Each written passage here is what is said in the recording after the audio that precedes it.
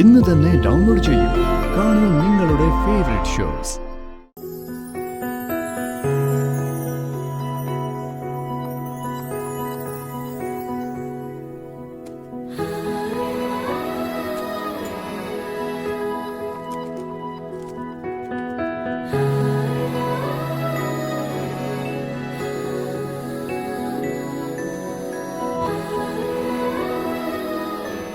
മോളല്ലേ?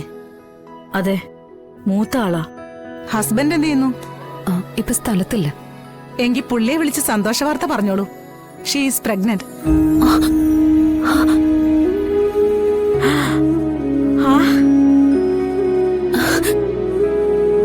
ഷാരികേച്ചി കോളടിച്ചല്ലോ. ഞാൻ പറഞ്ഞില്ലേ മോളെ, മോളുടെ ഈ സങ്കടമൊക്കെ മാറ്റാനായി ഈശ്വരനൊരു വഴി കാണിക്കൂന്ന്. നിനക്ക് ലാളിക്കാനും ഓമനിക്കാനും ഒരു കുഞ്ഞു വന്നു കഴിയുമ്പോ നിന്റെ ഈ സങ്കടമൊക്കെ മാറും. അതെ, ഒരിക്കൽ അബോർഷൻ ആയതുകൊണ്ട് വളരെയധികം കെയർ ചെയ്യേണ്ടി വരും. 1-2 ആഴ്ച ഫുൾ റെസ്റ്റ് എടുക്കണം. ഞാൻ കുറച്ച് മെഡിസിൻസ് കുറിക്കുന്നുണ്ട്. ഇത് വാങ്ങി ഇന്ന് തന്നെ കഴിച്ചു തുടങ്ങണം. കുറച്ച് വിറ്റാമിൻ ടാബ്ലറ്റ്സ് എഴുതാം.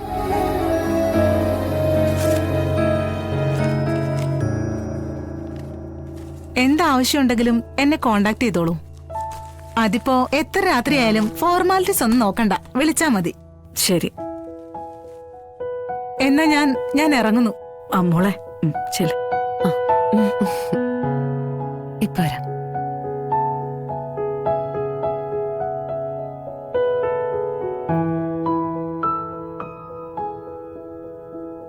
ഇനി നിന്നെ ഉപേക്ഷിച്ച് പോയവരൊക്കെ നിന്റെ മുന്നിലെത്തും. ഈ ഒരു സന്തോഷ വാർത്തയ്ക്ക് അങ്ങനെ ഒരു ഗുണമുണ്ട്. ഇതറിയുമ്പോ രാജീവനും സന്തോഷാവും. അമ്മയ്ക്ക് അറിയാവുന്നതല്ലേ, രാജീവേട്ടന്റെ അമ്മ കഴിഞ്ഞ വേറെ എന്തോ ഉള്ളൂ. ഇപ്പോഴും എന്നേക്കാൾ ഇഷ്ടം രാജീവേട്ടന്റെ അമ്മയെ തന്നെയാ. ആ ഇഷ്ടം നിന്നോടും നിന്റെ കുഞ്ഞിനോടും ആക്കിയെടുക്കണം.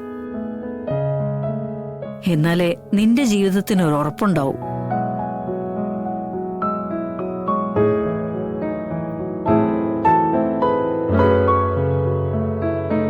ഞാൻ കുറച്ചു നേരം ഇങ്ങനെ ഒന്ന് കിടന്നോട്ടെ അമ്മ.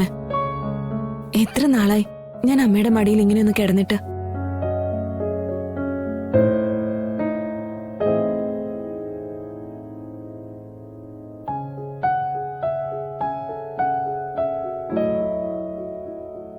രാജീവിനെ വരുത്തണം, കാര്യങ്ങൾ സംസാരിച്ച് തീർക്കണം. ഇനി ഇവിടെ മറ്റൊരു ശാരദ വേണ്ട.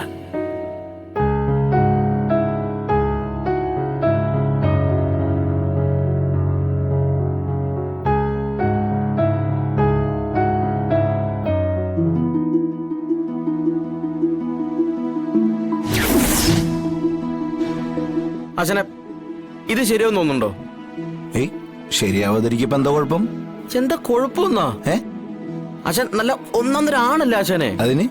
അതിനെന്താണെന്നോ അച്ഛനെ? ഒറ്റ ജോലി കയറിയ പിന്നെ ആശാൻ ഉണ്ടായിരുന്ന വില എവിടെ പോയി നിൽക്കുന്ന ആശാൻ ഈ പറയുന്നേ? മൊത്തത്തിൽ പുല്ല് വിലയായിരിക്കും അച്ഛനെ. കമല, ഇവിടെ എല്ലാ ജോലിക്കും അതിൻ്റെതായിട്ടുള്ള മഹാത്മ്യം ഉണ്ടെന്ന് പറഞ്ഞിരിക്കുന്നേ ശാലിനി തന്നെയാ. അതുകൊണ്ടേ അവളുടെ ഭാഗത്തുനിന്ന് ഒരു എതിർപ്പ് ഉണ്ടാവാനുള്ള ഒരു സാധ്യതയില്ല.